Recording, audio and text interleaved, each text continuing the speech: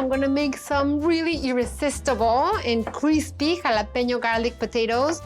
So I have 3 pounds of baby red bliss potatoes, and I'm just cutting them into quarters because I want them bite-sized. And I also wanna cut them small because I want them to crisp and brown all over. I'm gonna start throwing these potatoes in this baking dish. Add 3 tablespoons of olive oil, 1 teaspoon of salt, and then I'm gonna toss them with my hands to make sure that they're all covered.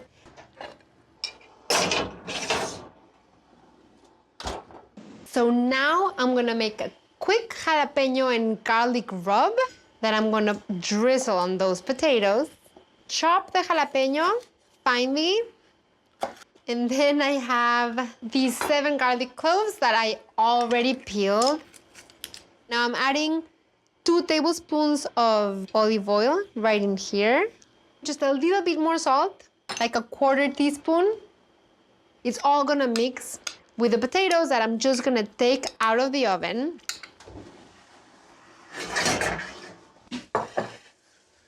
It smells so nice. The potatoes are already roasted and they got the crisp.